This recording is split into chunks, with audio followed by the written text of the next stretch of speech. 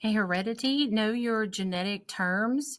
So you will receive a worksheet, looks very similar to this, in which you will match the terms to the definitions. So that's probably a good thing to do to study for this test.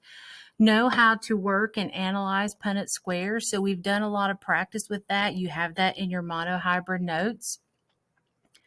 Non-Mendelian genetics, so a little look at each of these and how to work the problems.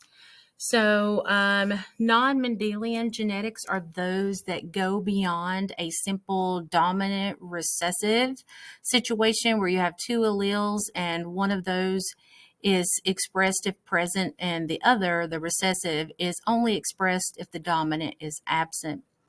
So the first one here is incomplete dominance. We have two alleles, and when brought together, we create a heterozygous individual that has a phenotype which is a blending of the parents. So this parental phenotype, we have one that's not completely dominant and one that's not completely recessive. And when we put them together, we get a mixture of the phenotypes of the parents. Now, the big classic example for this one is Snapdragon flower color. And with that, we have a variation that is red, another variation that is white, and what we end up getting is this third phenotype, this heterozygous individual. So here we have big R, big W, and they are pink. So it's a blending of the parents. Now, working these problems, we also have these in our notes, but just as a refresher here, we definitely want to stay away from lowercase letters for recessive. This is another way to show that. So we're using this anchor here to represent color. And then we have our superscripts for the specific colors, the red variation, the white variation, and then the pink. So working your Punnett squares, putting your answers on the outside, crossing them together to get your offspring on the inside, and then also making sure that you know what you're dealing with.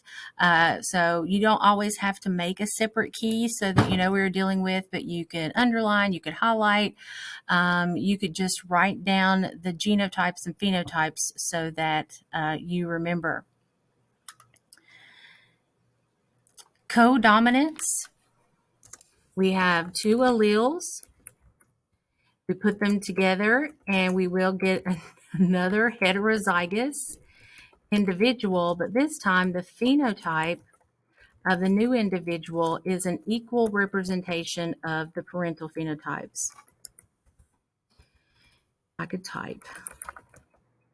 Good night.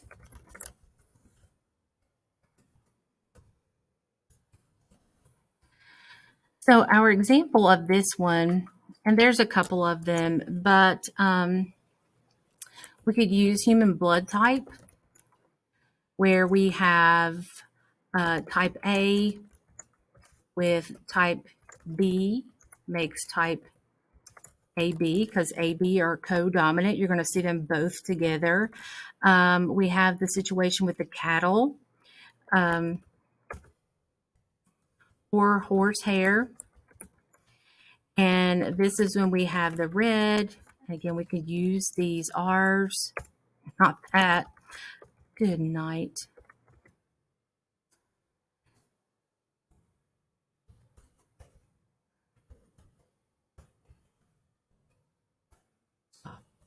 Plus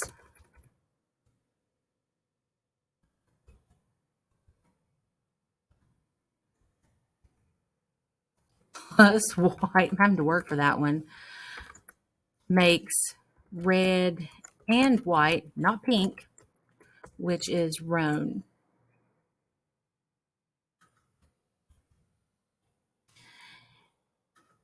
And then to analyze that one, here we have the parents. So homozygous red, homozygous white, you put them together. And what we end up with is not a pink cow, but an equal representation of red and white, which is roan. Then we have multiple alleles. There are more than 2 alleles. Examples of this with the human blood type again. So we have A allele, we have B allele,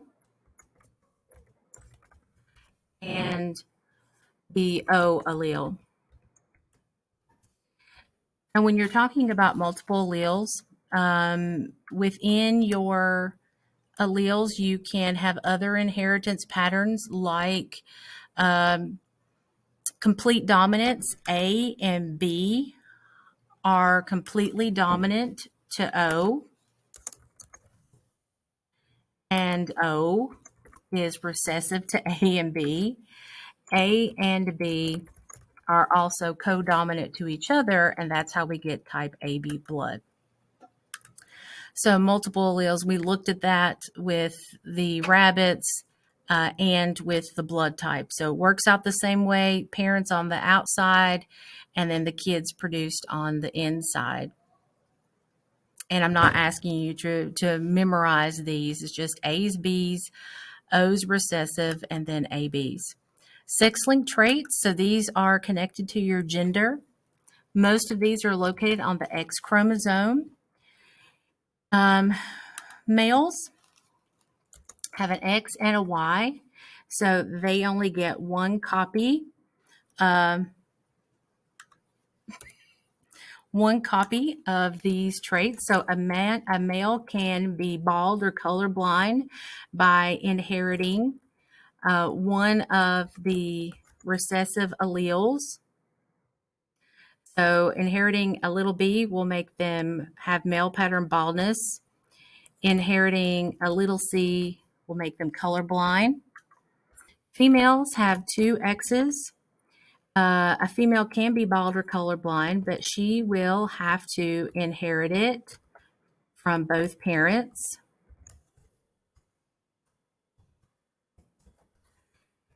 She can be a carrier, so she will not express the recessive allele, but will carry it to the next generation.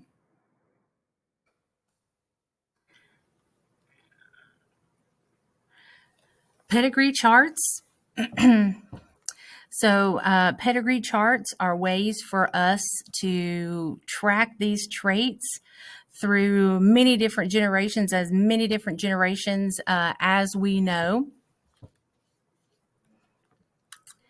With our pedigree charts, remember we use squares for males, circles for females. When you see a connected square and circle, they're married. That's a union. When that line comes down from them, they have kids. We show different generations by using Roman numerals. So oldest to newest. We can number the individuals. Oh, yeah, that's a harsh one. We can number the individuals in our pedigree chart so we can analyze them and refer to them later. Oh, that's beautiful. So if we're looking at, and I've got examples of all of these, sex-linked traits are more likely expressed in males than females. Females are going to be your carriers for sex-linked traits.